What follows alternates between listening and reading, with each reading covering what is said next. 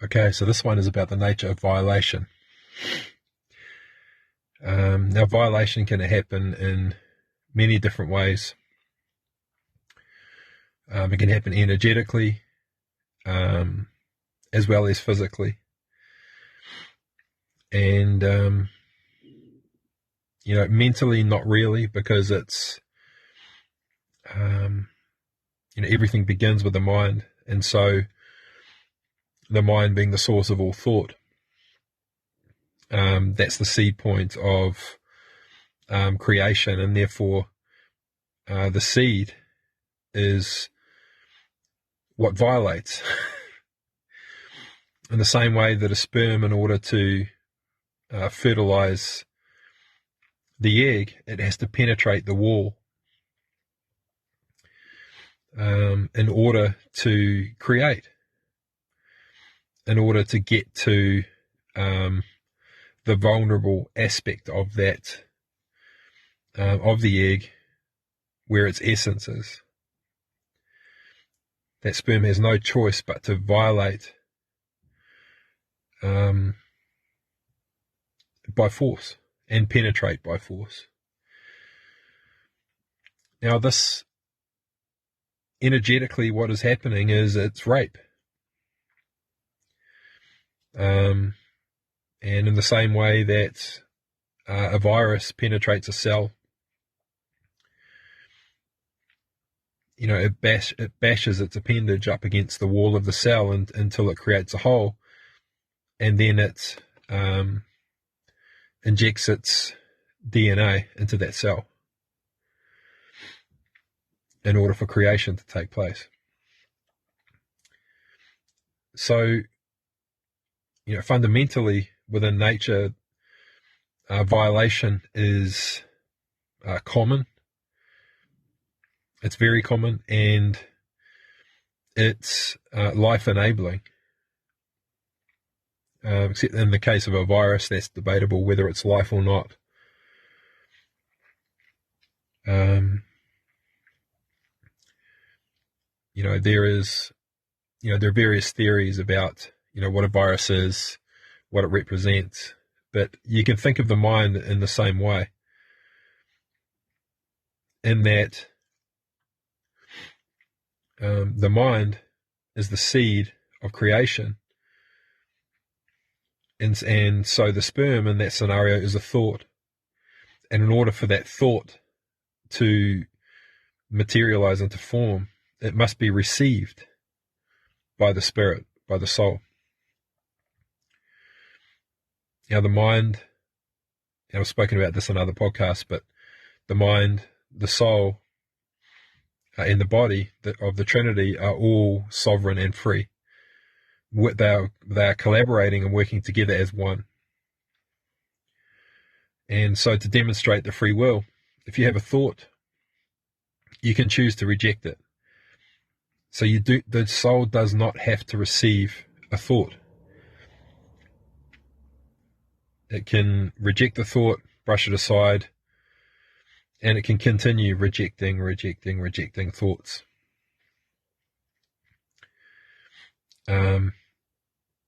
Now, in order to, so how would a violation, let's say you've got a human being, they're sitting in a room, and you're a police officer and you're interrogating that person. Let's say they have convicted a crime and they don't want to go to prison. Then they're going to withhold the truth. They do not want to reveal that truth. And so how does the police officer try and uncover that truth? It's through interrogation. And the interrogation is a deliberate probing, trying to penetrate the wall that is shielding the truth of that person. And if you are someone who's ever experienced being interrogated by people, or if you even feel like you're being interrogated by people, and they're relentlessly probing you with questions, which are, thoughts that are spoken. In this scenario, they are. And you're being peppered with thoughts, and you feel vulnerable because you don't want to expose the truth. But it's relentless, it's persistent. And at some point you break, and the truth is revealed. And that's what the police officer's trying to do, is to break the resistance of the person to withholding the truth. And that is experienced as a violation. And lots of people are very uncomfortable being interrogated. Most people are. But here's the thing, you have the right to remain silent. You have the right to remain silent. You have the right to withhold the truth. You have the right to reject it in the same way that the soul can reject a thought. You can reject someone's questions. You can reject someone's search for the truth. And understand that the intention to penetrate your resistance, if someone holds that intention to penetrate your resistance, they are seeking to rape you. It's a violation. It is a violation of your free will. It's an intention to violate your free will. You have to give your power away. Someone can't force you to reveal your truth just by asking you a whole bunch of questions. It's a choice you have to make to reveal that truth. But it's the duress and the pressure and the, at some point you willingly reveal the truth because it's too uncomfortable to continue resisting. Or you feel powerless to resist. And, one of the challenging things about being violated is, reconciling that surrender is a choice at some point. At some point we give up, we stop fighting, and we surrender. And so there is a conscious choice to receive whatever is probing us, whatever's seeking to penetrate us. And that's one of the deepest challenges that people have to face when they are violated. But understand, no one has the right to your truth. No one has the right to force you to feel vulnerable. No one has the right to demand the truth. No one is entitled to the truth, to your essence. Your truth is your essence. No one is entitled to it. No one is entitled to it. And so you may be in a relationship, it's not very practical, is it? Because if you're in a relationship, people sense that deceit or, the truth being withheld, and they want the truth. They can feel it in the energy that someone's energy is closed. It does not mean they are entitled to that truth. They are not entitled to that truth. And anyone that feels entitled to your truth is willingly prepared to, at least make you feel like you're being violated in order to get what they want. And I think some of the most unconsciously, some of the people who unconsciously violate others without realizing it, they're doing it in a way where they want to get people's energy without having to ask for it. And so with that sense of being manipulated in order to give your energy to someone else, that can feel like a violation as well. Although, again, it's always a choice of whether we imbue our energy into that person or not, whether we gift them our presence.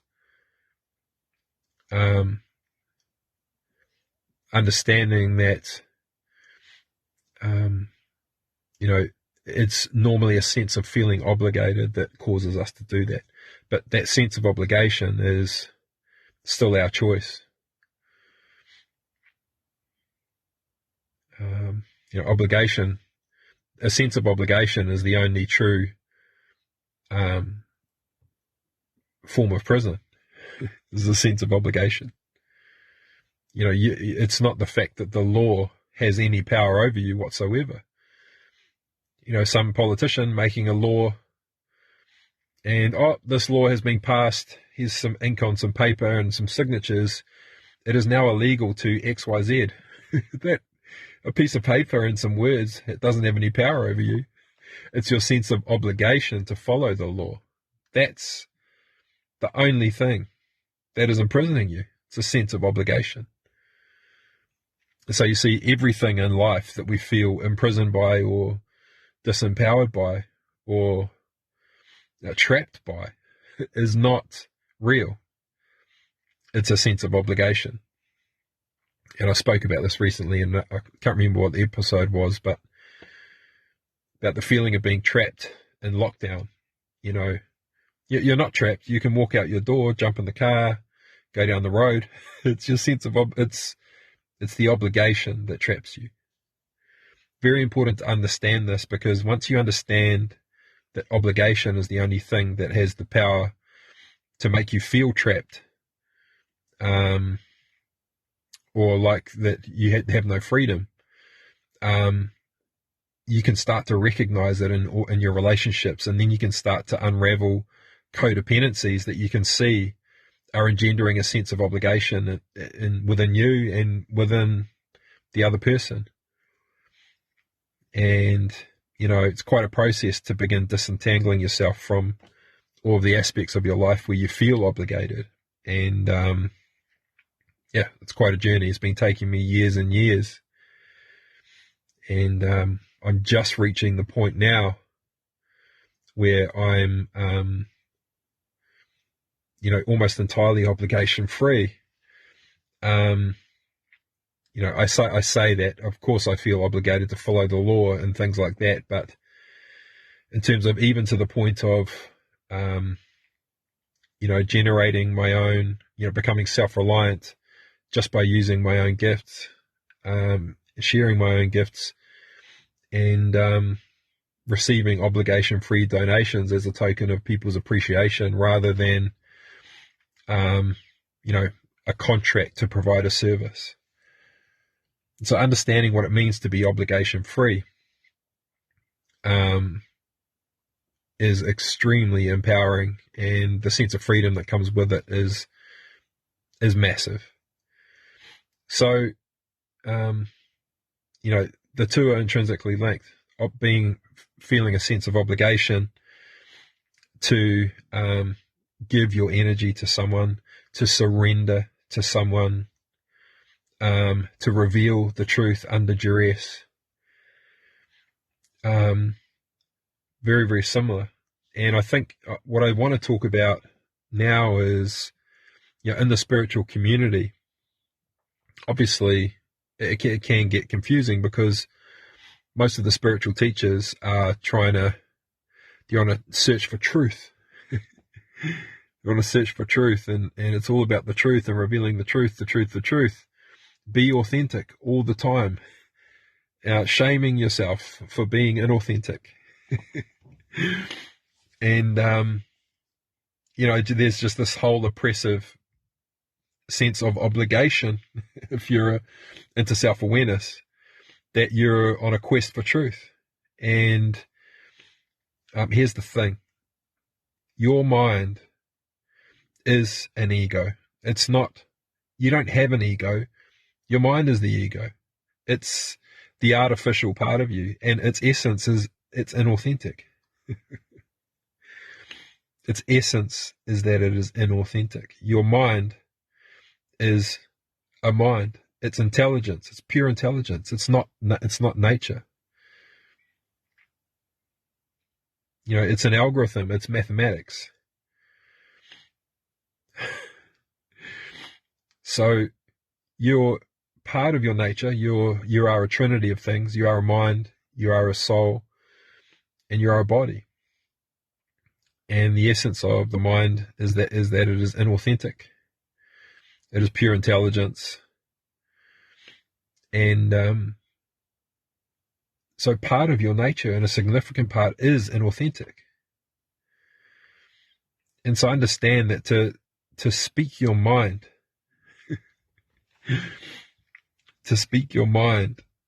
it means that you are expressing your thoughts. So you're sharing your thoughts. Now, some people's nature is that they're most comfortable like this. They like to, when they talk, they like to just share their thoughts. They haven't given themselves time to collate those thoughts, receive those thoughts themselves, interpret the meaning, and then express the meaning. That's how an evolved person expresses their nature, is, they receive their thoughts before they are spoken. Not everyone can do this. Not everyone feels comfortable doing this. People who do not, people who have been violated in their lives by their parents, meaning interrogated. The child's always being interrogated. What are you doing that for? What? Why's your light still on? Why aren't you in bed yet? Just being interrogated the whole time. They feel that same energy in their own thoughts and resist receiving their own thoughts. So are you going to force someone who feels violated just by receiving their own thoughts? Are you going to force them to change? Are you going to tell them to be authentic? If that is making them feel violated. No, you're not. You're going to have compassion. You're not going to tell them to change. You're not going to tell them to listen to, a whole bunch of meditations in order to fix themselves. You're going to demonstrate compassion and show mercy. You're going to demonstrate understanding. You're going to show that person that it's okay for them to express their nature in however it is wanting to arise in that moment. The inauthentic part of them, which is their mind. The authentic part of them, which is their spirit, which is the matter, the substance, the bridge between worlds.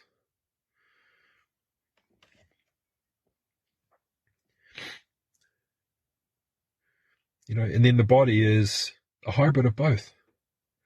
It has the genius of the mind and the spirit and the soul. So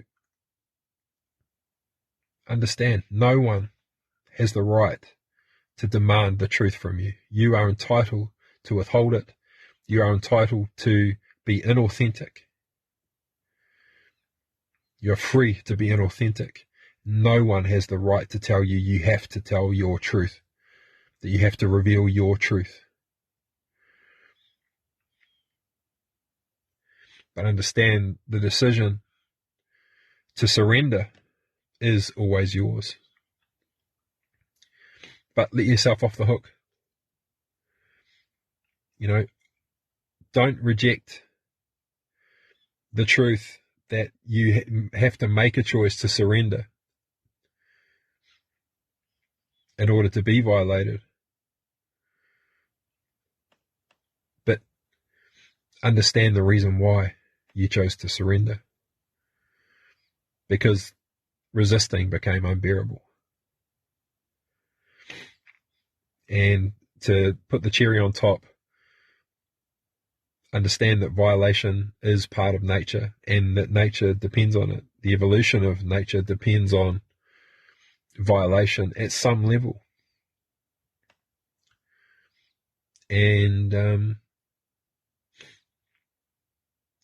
the ultimately the soul, it does want to surrender, and it does want to reveal its essence, and it does want to be penetrated,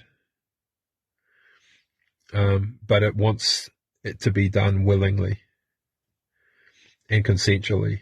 And if you really understand the nature of the universe and how it works,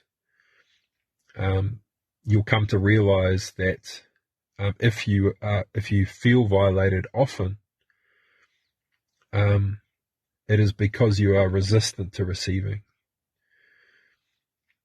And so in order for creation to come through you, you feel like you're being peppered more and more and more by thoughts. And it's because you hold resistance to receiving. And so rather than forcing yourself to be authentic and to tell the truth and to reveal the truth at all times, just sink into the energy of receiving and explore it and just allow it to unfold, because the nature of your mind is that it encapsulates the spirit. It creates it contains the spirit, and the mind contains the spirit, and the thought penetrates.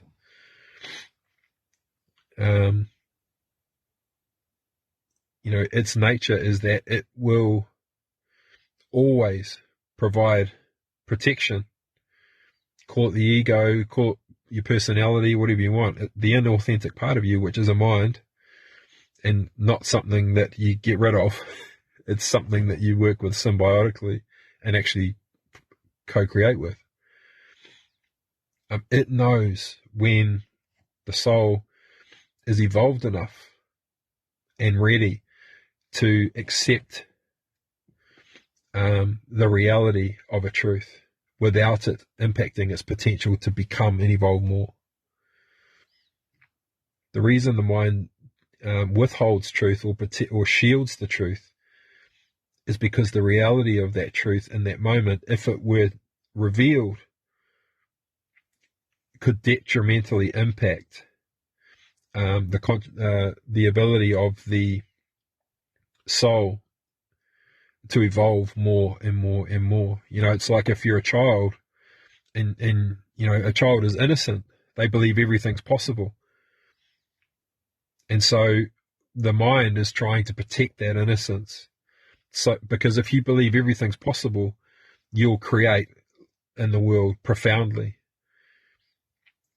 And so the innocence of the spirit is always being protected by the mind at all costs. And if an inconvenient truth comes along that could rob the child of their innocence, then that limits their potential to create in the world. And so the mind, it knows the potential impact of the truth can be detrimental. So never, ever, ever make someone feel like they have to tell you the truth all the time. Or never shame someone for not accepting the truth, or for being in denial, or for withholding the truth, or for being inauthentic, or for, speaking their mind instead of their heart. Understand them and demonstrate that understanding. That will create the space for them to feel comfortable receiving you as well as themselves. So that's just a quick one. I just wanted to really go into that, the nature of violation. Never put someone under pressure to tell the truth. Seek to understand the hidden benefit of the deception instead. And everyone wins. Okay. That's it for now for the nature of violation. Cheers for now.